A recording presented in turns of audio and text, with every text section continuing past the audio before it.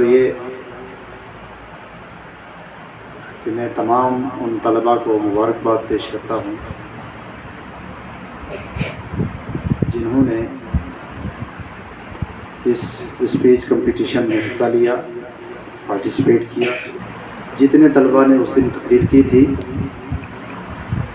وہ سب ایک نمبر پہ، ٹھیک ہے، سب کو مبارکباد ہے۔ یہ ہماری مجبوری ہے کہ کسی ایک دو کو ایک نمبر پر، دو نمبر پر رکھنا ہے، لیکن میں نے اس دن بھی کہا تھا کہ میں تمہاری اس پریزنٹیشن سے انتہائی متاثر ہوا،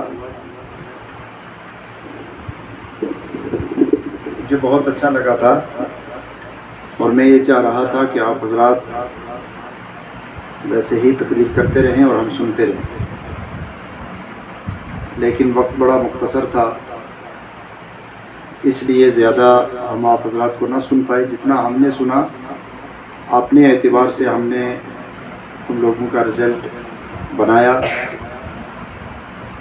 ابھی تھوڑی دیر بعد اس رزلٹ کا اعلان ہوگا، اس میں اول دوم سوم پوزیشن پانے والے طلباء کو انعام دیا جائے گا، پوزیشن حاصل کی ہے۔ تو ہر اسٹوڈنٹ کو کچھ نہ کچھ انعام دیا جائے گا۔ یہ اور بات ہے کہ میرے پاس جو وقت ہے اس کے دامن میں آج بھی اتنی کشادگی نہیں ہے۔ تو بہرحال جہاں تم لوگ بیٹھے ہو اس کو مکتب کہتے ہیں۔ کیا کہتے ہیں؟ بولو ذرا۔ یہ مکتب ہے۔ دیکھو بیٹا، انسان کی سب سے بہتر تعلیم دو جگہوں میں ہوتی ہے، ٹھیک ہے؟ سب سے بہتر تعلیم ایک تو تم لوگ بتاؤ گے کہ مکتب ہوتا ہے، کیونکہ میں نے کہہ دیا۔ دوسری کون سی جگہ کوئی بتا سکتا ہے؟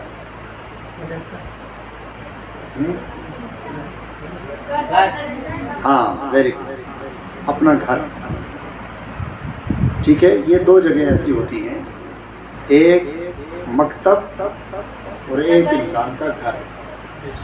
سیکھنے کی بس یہ دو جگہ ہوتی ہے، باقی جو تم لوگ اسکول میں جاتے ہو یا بڑے کالجز میں جاتے ہو یا یونیورسٹی تک بھی پہنچ جاتے ہو، وہ چیز جو گھر یا مکتب سکھاتا ہے وہ کوئی دوسرا نہیں سکھاتا، ٹھیک ہے۔ اس لیے سب سے زیادہ گھر سکھانے والا کون ہوتا ہے؟ انسان کے پیرنٹس، ماں باپ۔ ماں باپ جس لیول کے ہوں گے تو اپنے بچے کو وہی کچھ سکھائیں گے، ٹھیک ہے۔ جس کے ماں باپ دیندار ہیں تو وہ اپنے بچے کو دینداری سکھائیں گے۔ نماز، بچے سے کہا نہیں جاتا ہے کہ نماز پڑھو۔ اگر ماں باپ دونوں نماز پڑھ رہے ہیں تو بچہ خود بخود نماز پڑھے۔ ماں باپ قرآن کی تلاوت کر رہے ہیں تو بچہ خود بخود قرآن کھولے گا، پڑھنا نہ آتا ہو لیکن کھولے گا، ٹھیک ہے۔ میری چھوٹی بچی ہے، بالکل اس سے چھوٹی، اس سے 4 سال چھوٹی، ابھی وہ تھوڑی بہت چلتی پھرتی ہے، لیکن سب سے زیادہ اس کو شوق قرآن شریف کی۔ ہماری دیکھی ہے، ہماری میرا بہت ساری کتابیں رکھی ہوئی اور اچھی اچھی، ایک سے ایک خوبصورت ٹائٹل والی کتاب، لیکن وہ سب سے اوپر قرآن شریف رکھا ہوا ہے۔ وہ قرآن شریف اٹھا کر پڑھنے کی ضد کرتی ہے۔ تو اب یہ چیز بچے کے دل میں ڈالنا یہ ماں باپ کی ذمہ داری ہے، ٹھیک ہے۔ کہنا نہیں ہے کہ بھائی قرآن پڑھو، نماز پڑھو، ٹھیک ہے، کبھی کبھار کہنا بھی پڑتا ہے، لیکن بہت زیادہ بچہ انسپائر جو ہوتا ہے وہ اپنے ماں باپ کے کریکٹر سے ہوتا ہے۔ تو آج ایک تو سارے لوگ، مجھے امید ہے کہ جتنے اچھے بچے ہیں تو ان سب کے پیرنٹس اچھے ہوں گے، لیکن یہ ایک پیغام ہوگا کہ آج، ٹھیک ہے، جیسا کہ ہمارے بڑے استاد جی آئے تھے، انہوں نے بتایا ہے کہ ماں باپ اگر نماز پڑھیں گے تو بچہ نماز پڑھے گا، ٹھیک ہے۔ سب لوگ اپنے ماں باپ کو یہ پیغام دیں گے آج کہ نماز پڑھنی ہے۔ کتنے ٹائم کی؟ ہاں، 5 وقت کی نماز پڑھنی ہے۔ یہ نہیں کہ ایک فجر کی نماز پڑھ لی یا ظہر کی پڑھ لی، اس سے نہیں کام۔ تو سب سے پہلی اور بنیادی بات یہ ہے کہ انسان اپنے گھر سے سیکھتا ہے۔ گھر کے بعد سب سے بڑی یونیورسٹی، سب سے بڑی سیکھنے کی جگہ وہ مکتب ہے جس میں لوگ حاضر ہوتے ہیں۔ ہمارے پاس، میں یونیورسٹی میں پڑھا رہا ہوں، ٹھیک ہے، آپ کے استاد جی میرے شاگرد ہیں، ٹھیک ہے نا، ٹھیک ہے، تو میں تم لوگوں کا دادا استاد ہوں۔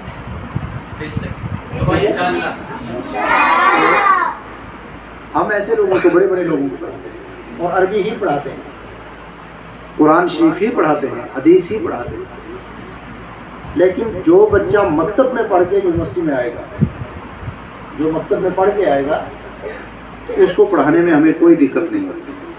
وہ قاف صحیح نکالے گا، وہ خا صحیح نکالے گا، وہ ہا صحیح نکالے گا، وہ ہا صحیح نکالے گا، اس کو پتہ ہوگا کہ زال ضا اور زا میں کیا فرق ہے، اس کو پتہ ہوگا کہ تا سین اور صاد میں کیا فرق ہے، ٹھیک ہے، یہ بتاتے ہیں نا استاد جی۔ تو یہ چیزیں جو ہے مخرج، اس کو کیا کہتے ہیں، مخرج، کہ خا کہاں سے نکلے گی۔ یہ خا تو ہمارے ہاں اتنی پریشانی ہے کہ ہمیں یونیورسٹی میں بہت لوگوں کو سیدھا کرنے میں کافی وقت لگا، لیکن اس کے باوجود سیدھا نہیں، صرف وہی بچے، ان کا ہی تلفظ اور مخرج صحیح ہوتا ہے جو کسی صحیح مکتب میں پڑھ کے آئے۔ تو اس لیے یونیورسٹی میں، کالج میں، بڑے مدرسے میں جانے کے لیے بنیاد یہ مکتب ہے، ٹھیک ہے۔ مدرسہ بھی بعد میں، مدرسے میں تو جاتے ہو تو 24 گھنٹے وہیں رہتا ہے، مدرسے میں کیا ہوتا ہے، 24 گھنٹے وہیں رہ کے استاذ کے پاس پڑھو، استاذ کے ڈنڈے کھاؤ، وہی مدرسے کی چھوٹی موٹی دال کھاؤ، وہ سب ہوتا ہے، لیکن اس سے بھی پہلے یہ مکتب، ٹھیک ہے۔ تو مکتب میں جتنی آپ محنت کر لیں گے، جتنی آپ کوشش کر لیں گے، کوشش کس چیز پہ کرنی ہے، بہت زیادہ یاد کرنے کی کوشش نہیں کرنی، ٹھیک ہے۔ اب تم لوگوں کو ہم جب ایگزام دیں گے، اب مخارج کا ایگزام لیں گے، ٹھیک ہے، کون صحیح قاف نکالتا ہے کہ قاف اور کاف میں کس کے ہاں فرق ہے، کس کے ہاں نہیں ہے، ٹھیک ہے۔ تو یہ چیز اب جب ہم آئیں گے امتحان لینے کے لیے تو ہم یہی دیکھیں گے، کون سا مخرج، کون سا لفظ کہاں سے نکلتا ہے، یہ چیز مکتب میں سکھائی جاتی ہے۔ باقی کس کو کتنا یاد ہے وہ اس کے بعد کی بات ہے۔ اگر صحیح پڑھنے کے بعد کوئی یاد بھی کر لیتا ہے، کسی نے 10 صورتیں یاد کی ہیں، کسی نے 15 صورتیں یاد کی ہیں، تو یہ سونے پر سہاگا ہے، اچھی بات ہے، لیکن بنیادی طور پر الف سے لے کر یا تک ہر لفظ کا، ہر حرف کا مخرج ہر بچے کو صحیح یاد ہونا چاہیے، اور مکتب یہی سکھاتا ہے، ٹھیک ہے۔ تو سب سے بڑی درسگاہ، سب سے بڑی تمہاری یونیورسٹی، سب سے بڑا تمہارا اسکول، سب سے بڑا تمہارا کالج، وہ یہی درسگاہ ہے، یہی مکتب ہے، ٹھیک ہے۔ تو مکتب میں محنت سے آئیں گے، ڈیلی آتے ہو نا، جو بچہ ڈیلی آئے گا وہ پڑھ لے گا، آدھا گھنٹہ، پون گھنٹہ یا 1 گھنٹہ تعلیم ہوتی ہے، لیکن 24 گھنٹے پر یہ 1 گھنٹہ بھاری ہوتا ہے، ٹھیک ہے۔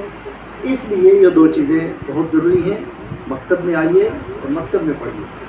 اس کے بعد تقریر، نعت، تلاوت، یہ سب چیز اسٹیج پر کیسے پریزنٹ کیا جاتا ہے، تو اس میں تمہارے استاد بہت ماہر ہیں، بہت اچھا تم لوگوں نے اس کا ایک مظاہرہ بھی کیا ہے، اچھی پریزنٹیشن تم لوگوں نے دی ہے، اس پر میں سب کو مبارکباد۔ میرے نزدیک سب کے سب 1 نمبر پہ، ٹھیک ہے، سب اچھے تھے، بہت اچھا پڑھا تھا تم لوگوں نے، بہت اچھا یاد کیا تھا، اور اس میں محنت کرو، لیکن بنیادی طور پر اس چیز میں جو میں نے بتایا، ٹھیک ہے، مخارج میں بہت زیادہ کوشش کرو گے تب جا کے کامیاب ہوگے۔ اور دوسرے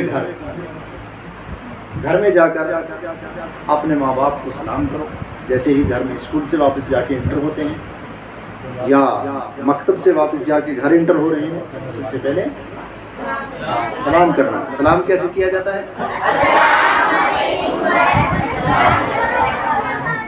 تھوڑا سا اس میں السلام علیکم، ٹھیک ہے، السلام علیکم، کیا ہے؟ السلام علیکم ورحمۃ اللہ وبرکاتہ، تو یہ سلام ہے، اس کو تحیت اسلامی کہتے ہیں۔ تو یہ سلام آپ سب سے پہلی بات یہ ہے۔ پہلی بات تو یہ کہ گھر جب بھی جائیں تو ماں باپ کو سلام کریں گے۔ دوسری بات یہ کہ ماں باپ کا کہا مانیں گے، ٹھیک ہے، جو بات ماں باپ کہیں ماں باپ کے ساتھ ساتھ استاذ، جتنی قدر ماں باپ کی ہوتی ہے اتنی ہی قدر اپنے استاذ کی۔ استاذ جو کہے وہ کرو، اور استاذ جس چیز سے منع کرے اس چیز سے نہیں۔ ٹھیک ہے، 3 باتیں ہو گئی۔ اور چوتھی بات یہ کہ کچھ بچے اس میں حفظ والے ہیں نا جی، قرآن پاک کو اپنے سینے میں محفوظ کرنا، اس کو حفظ کہا جاتا ہے۔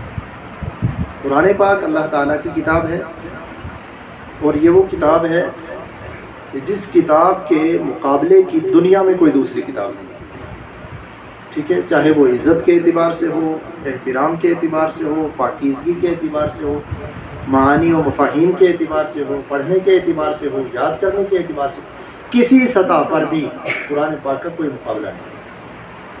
دنیا کی کوئی ایسی کتاب نہیں ہے کہ جس کتاب کو آپ یاد کریں تو پوری یاد ہو جائے، کہیں نہ کہیں غلطی ہو جائے گی۔ محض ایک قرآن پاک ایسی کتاب ہے کہ جس میں یاد کرنے والا بچہ پورا یاد کر لیتا ہے تو ایک زیر زبر کا بھی کہیں فرق نہیں ہوتا۔ ٹھیک ہے، یہ معجزہ ہے قرآن کا۔ تو حدیث شریف میں آتا ہے کہ قیامت کے دن جو بچہ قرآن پاک حفظ کرتا ہے، جو قرآن یاد کرتا ہے، قیامت کے میدان میں اللہ تبارک و تعالیٰ کے بندے جب جمع ہوں گے تو کچھ لوگ آئیں گے تو ان کے سر پہ تاج ہوگا، امامہ باندھا ہوا ہوگا، چمکتا چہرہ ہوگا ان کا، خوبصورت ہوں گے۔ تو لوگ سب ان کی طرف دیکھنے لگیں گے، سب لوگ گناہوں میں لطمت ہوں گے، لیکن کچھ لوگ ایسے ہوں گے، عورتیں بھی ہوں گی، مرد بھی ہوں گے، کہ جن کے چہرے صاف شفاف، انتہائی خوبصورت اور انتہائی چمک دمک والے، سب لوگ ان کی طرف دیکھنے لگیں گے کہ یہ کون لوگ ہیں۔ پوچھیں گے کہ یہ کون لوگ ہیں اتنے خوش نصیب جو آج قیامت کے میدان میں اس قدر احترام کے ساتھ، اس قدر چمکتے چہروں کے ساتھ آ رہے ہیں۔ تو محشر کے میدان میں اعلان ہوگا کہ یہ وہ ماں باپ ہیں جن کے بچے نے یا جن کی بچی نے قرآن حفظ کیا۔ پھر یہ جو حافظ ہوتا ہے، چاہے وہ بچہ ہو یا بچی، جو حافظ قرآن ہوتا ہے، یہ قیامت کے دن بہت سارے لوگوں کی بخشش کروائے گا، بہت سارے لوگوں کی سفارش اور بہت سارے لوگوں کی شفاعت کرے گا۔ تو اس اعتبار سے بھی قیامت کی ہولناکیوں میں کام آنے والی چیز حفظ قرآن۔ جو لوگ قرآن پاک حفظ کر رہے ہیں ان کو میں مبارکباد دیتا ہوں، ان کے ماں باپ کو بھی مبارکباد دیتا ہوں۔ چھوڑنا نہیں بیچ میں، ٹھیک ہے؟ 10 دن 15 دن 20 دن انسان یاد کرتا ہے تو سوچتا ہے کہ یار اب یہ تو بہت مشکل ہے، ابھی 30 پارے ہیں، ابھی کب یاد ہوگی؟ نہیں، قرآن میں قرآن کا یہ معجزہ ہے۔ پہلی آیت جب پہلے دن آپ یاد کریں گے تو تھوڑا مشکل لگے گا، دوسرے دن یاد کریں گے تھوڑا آسان لگے گا، تیسرے دن یاد کریں گے اور ایزی ہو جائے گا، چوتھے دن یاد کریں گے اور ایزی ہو جائے گا۔ جتنا آپ آگے بڑھتے رہیں گے تو یہ ایزی ہوتا جائے گا، آسان ہوتا جائے گا۔ تو اس میں پریشان کبھی نہ، کوئی بچہ بھی پریشان نہ ہو کہ یار اتنا مشکل ہے تو کیسے یاد ہوگا۔ شروع میں ہوتا ہے، ایک آیت آپ یاد کریں گے، دوسری یاد کریں گے، 10 15 دن 20 دن کے بعد، 1 مہینے کے بعد آپ لوگوں کو خود احساس ہو جائے گا کہ قرآن پاک یہ قرآن کا معجزہ وہ خود بخود یاد ہو جائے گا، صرف تھوڑی سی محنت کی ضرورت ہے۔ ٹھیک ہے، تو چھوٹے بچے مخارج پر دھیان دیں گے اور جو حفظ والے بچے ہیں وہ یاد کریں گے، تاکہ جو اگلی ہماری محفل ہو تو اس میں اب یہ مجھے بھی پتہ چلا ہے کہ آپ لوگ حفظ بھی کر رہے ہیں تو ہم قرآن پاک سنیں گے۔ ٹھیک ہے، قرآن پاک سنیں گے بھی، اور ایک آدھ رکوع تو کتنا ہو گیا ہے، ماشاء اللہ۔ تو جن کے 3 پارے ہو گئے ہیں ان میں سے 1-2 بچوں کے، ایک بچے کا اور ایک بچی کا 1 رکوع ہم سنیں گے۔ ٹھیک ہے نا، سنا سکو گے؟ ماشاء اللہ۔ تو ابھی ہم سنیں گے اور میں پھر مبارکباد دیتا ہوں تم لوگوں کو۔ یہ جو مقابلہ ہوتا ہے، جیسے تم لوگوں کا کمپٹیشن ہوا، اس کا مقصد کیا ہوتا ہے؟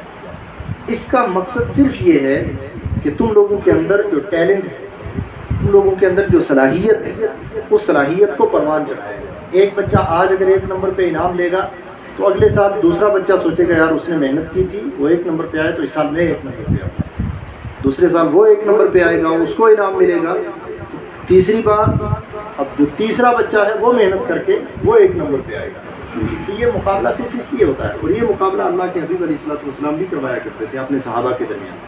اس وقت پتہ نہیں تھا مقابلہ کس چیز کا ہوتا تھا، آج تو بڑا آسان ہے۔ آج ہم مقابلہ کرتے ہیں قرآن پاک پڑھنے کا، کیوں مقابلہ کرتے ہیں؟ قرآن پاک پڑھا کر کے ایک کو انعام دیتے ہیں تاکہ دوسرا بھی فخر کرے اور وہ افتخار کے ذریعے دوسرا بھی محنت کرے، اس کو بھی قرآن پاک آ جائے۔ لیکن اس وقت اللہ کے حبیب علیہ الصلوۃ والسلام اپنے غلاموں کے درمیان مقابلہ کرواتے تھے۔ کس چیز کا مقابلہ کرواتے تھے؟ اپنی جان کا نذرانہ پیش کرنا۔ کتنا مشکل تھا، اور ہم کتنے خوش نصیب ہیں کہ صحابہ کرام نے مقابلے کے دوران اپنی جانیں تلف کی، شہید ہوئے، تب یہ اسلام ہم تک پہنچا۔ اب اس اسلام کی جو تعلیمات ہیں اس میں ہم مقابلہ کر رہے ہیں، ٹھیک ہے نا؟ وہاں یہ ہوتا تھا کہ جنگ میں کون جائے گا، کون اپنی جان اللہ کی بارگاہ میں پیش کرے گا، پھر اس کو جنت کی بہاریں ملے گی، پھر وہ جنت کے نظارے کرے گا، یہ ترغیب دلائی جاتی تھی، جنت کا انعام دلایا جاتا تھا، اور صحابہ کرام مقابلہ کر لیتے تھے، ٹھیک ہے، مقابلہ کرتے تھے دوڑ دوڑ کر کے۔ جو پہلے نکل جاتا تھا اللہ کے حبیب علیہ الصلوۃ والسلام فرماتے تھے وہ جنت میں چلا گیا ہے، ٹھیک ہے۔ اور اللہ کے حبیب کی زبان پر اتنا اعتماد تھا، صحابہ کو اتنا اعتماد تھا کہ جو کہہ دیا سب مان دیا، اس میں پھر وہ ڈسکس نہیں کرتے تھے کہ یار جنت میں پہنچا ہوگا کہ نہیں پہنچا ہوگا۔ جب اللہ کے حبیب نے فرما دیا، محمد رسول اللہ صلی اللہ علیہ وسلم نے فرما دیا تو پہنچ گیا۔ تو وہاں اس طرح کا مقابلہ ہوتا تھا۔ نعتوں کا مقابلہ بھی کروایا اللہ کے حبیب علیہ الصلوۃ والسلام نے، انعام بھی دیا ہے، کمپٹیشن نعتوں کا بھی ہوا ہے اور انعام بھی دیا ہے۔ خود حضرت کعب ابن زہیر انہوں نے نعت پڑھی اللہ کے حبیب علیہ الصلوۃ والسلام کی بارگاہ۔ جب نعت پڑھی تو نبی کریم علیہ الصلوۃ والسلام نے اپنی چادر مبارک اتار کر کے انعام میں ان کو دے دی، ٹھیک ہے، کر دی۔ حضرت حسان جب نعت پڑھتے تھے مسجد نبوی میں، اللہ کے حبیب علیہ الصلوۃ والسلام اپنی چیئر پہ، اپنے ممبر پہ بٹھاتے تھے حضرت حسان یہاں پہ یہ نعت پڑھنا یا تقریر کرنا یا قرآن پاک پڑھنا، یہ ایک تو یہ مقابلہ اس طرح ہوتا ہے، اس طرح تم لوگوں کی صلاحیت بھی ہوتی ہے، اور دوسری اس میں ثواب بھی ہے، ٹھیک ہے۔ اسکول میں بھی ہوتا ہے کمپٹیشن، ہوتا ہے کہ نہیں ہوتا ہے؟ پوئم بولی جاتی ہے وہاں پر، پوئٹری پڑھی جاتی ہے، اور اسپیچ بھی ہوتی ہے طرح طرح کی۔ لیکن بہت سارے ہمارے اسکول ہیں جن میں ایسی چیزیں پڑھائی جاتی ہیں، ہم ان کی محبت نہیں کرتے ہیں، ٹھیک ہے، وہ بھی ایک ٹیلنٹ ہے، ہونا چاہیے، وہاں بھی مقابلہ کرنا چاہیے، اسکول میں پیچھے نہیں رہنا، ٹھیک ہے۔ جو بھی مقابلہ ہو، جس طرح کا مقابلہ ہو، اس میں آگے رہنا چاہیے۔ لیکن بعض اوقات وہاں کھیل کا مقابلہ ہوتا ہے، لیکن جب کھیل کا مقابلہ ہوتا ہے، کھیل کا کمپٹیشن ہوتا ہے، کھیل کا ہوتا ہے کمپٹیشن، تو اس میں ٹھیک ہے آپ کو کمپٹیشن ہوگا، آپ کی صلاحیت ابھر جائے گی، آپ کو انعام مل جائے گا، لیکن کوئی یہ نہیں کہہ سکتا کہ اس کھیل پر آپ کو جنت بھی ملے گی۔ لیکن جو یہاں مقابلہ ہوگا، جو یہاں کمپٹیشن ہوگا، یہاں صلاحیت بھی ابھرے گی، انعام بھی ملے گا، اور ساتھ ہی ساتھ جنت کا پروانہ بھی ملے گا، کیونکہ یہاں اس اعتبار سے بھی یہ مکتب کا کمپٹیشن ہے، یہ بڑی اہمیت کا حامل ہے، ٹھیک ہے۔ میں پھر مبارکباد دیتا ہوں تم سب لوگوں کو، تمہارے والدین کو، تمہارے پیرنٹس کو، اللہ تبارک و تعالیٰ، اور دعا بھی کرتا ہوں، آخر میں ہم تمہاری دعا بھی کریں گے کہ رب ذوالجلال سب کے علم میں بے پناہ برکتیں عطا فرمائے۔ اور میں تمہارے استاذ محترم عزیزم مولانا سلیم طالب صلی اللہ علیہ کو بھی مبارکباد پھر پیش کرتا ہوں کہ انہوں نے اتنی محنت کروائی، اس کا مظاہرہ انہوں نے کیا، ہم نے دیکھا، بہت متاثر ہوئے۔ تو میرے خیال سے پہلے ہم ایک ایک رکوع قرآن پاک سن لیں گے، اس کے بعد ہم سنائیں گے، بعد میں